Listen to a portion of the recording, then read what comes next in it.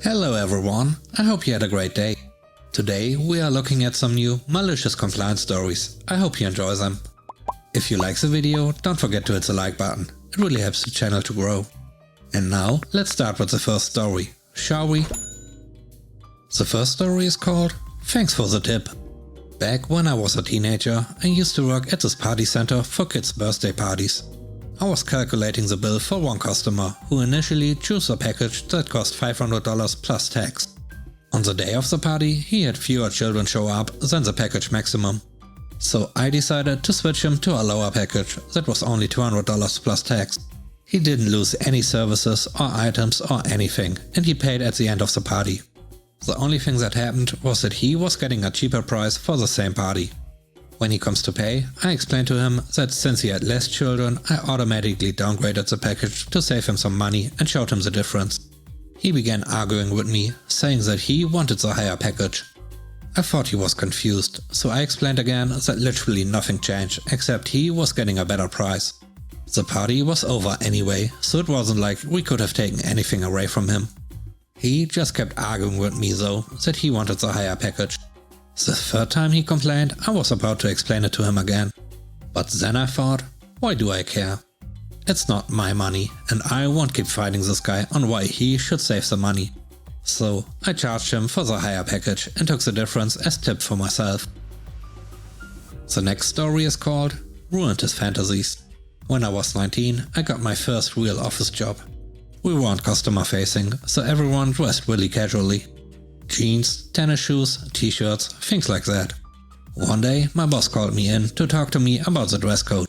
He said that he would like his assistant to wear business attire, like they do at the corporate office. I asked what that is, and he said like little dresses with jackets. I felt icky, but I didn't fully understand why for years. That night, my boyfriend, now my husband, took me to the store, and I bought 5 outfits that exactly matched my boss's attire. Old man jeans, cotton button-up shirts and loafers. That's what I wore until I left the company. He couldn't say a thing, and he never talked to me about the dress code again. I now realize that it ruined his little fantasy, and it makes me proud of my young self.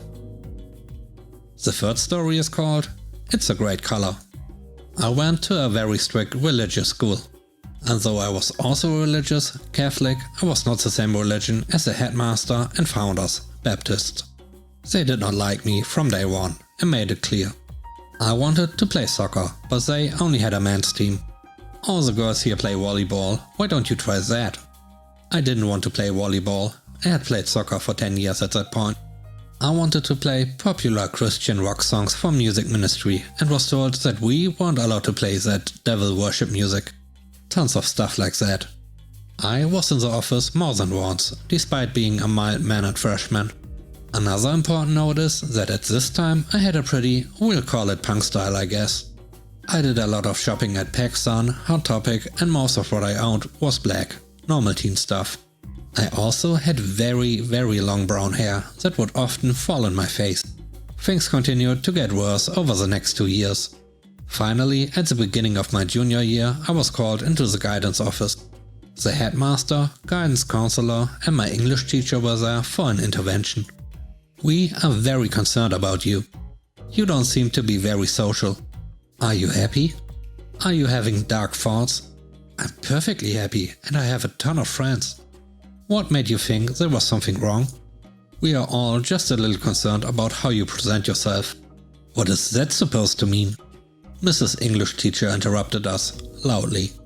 Well, it's probably because you dress in all black, baggy clothes and your hair is always in your face.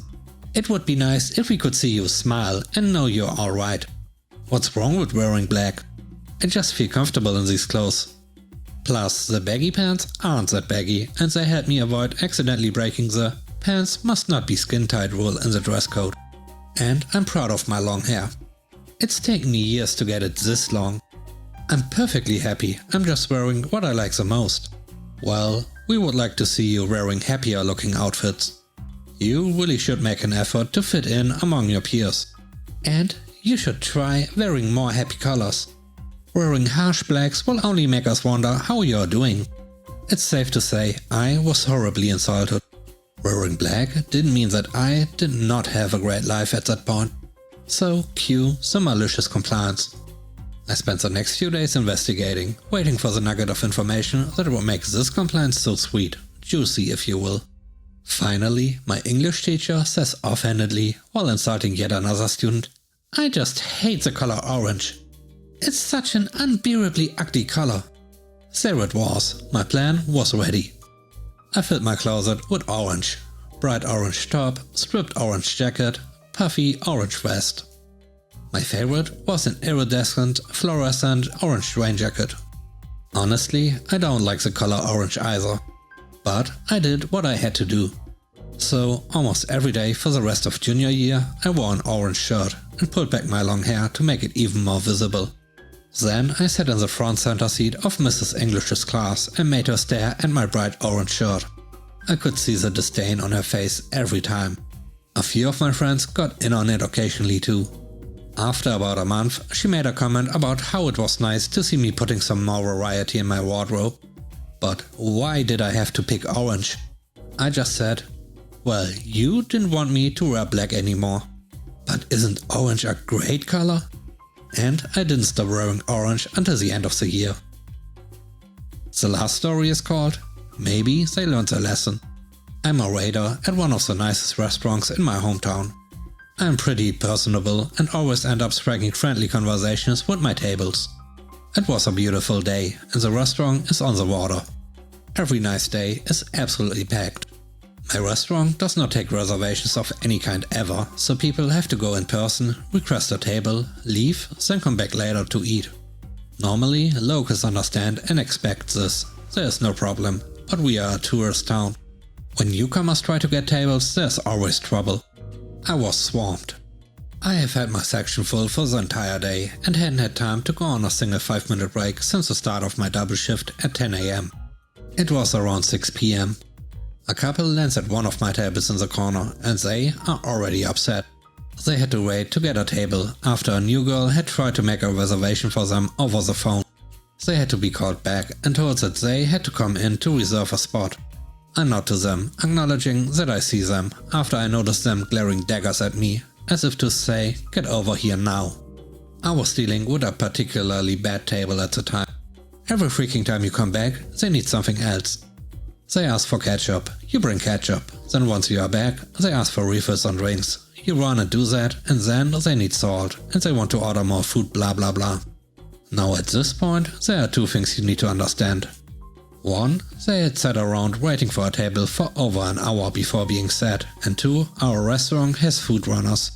For those of you who are not familiar with this, it's a group of high school kids that, for around 6% of all tips the restaurant receives, will take care of running your food to your table for you. Now, I was also the only person that treated the food runners like human beings instead of pack mules. Because of this, my food runners were very well organized and would happily help me out when I was swamped. A food runner had gone to my table, offered them water, brought them silverware and told them I would be over shortly. 5 minutes later, I roll up and start my speech. "Hello and welcome to the restaurant.